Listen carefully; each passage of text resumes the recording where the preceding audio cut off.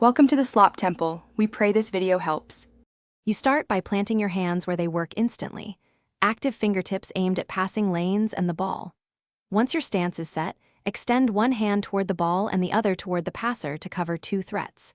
You keep your palms neutral so you can react, not flat where they become reach-in fouls. Make sure to read the opponent's torso, not the ball. It tells you direction. Move your hands with short, sharp adjustments to stay effective without overcommitting.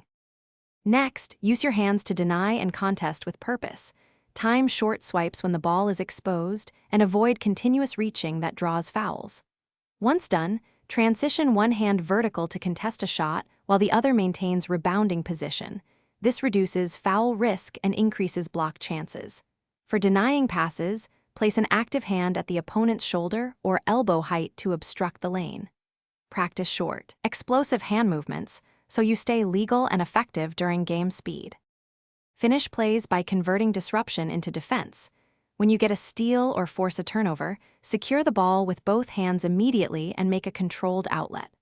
Once done, if you get beaten, bring your hands back to your chest and use 1-2 quick steps to recover position rather than flailing. If referees call fouls, adjust by keeping movements higher and cleaner. Avoid low lunges. Practice these endings to make your hand defense. Thanks for watching. Consider subscribing if we helped you.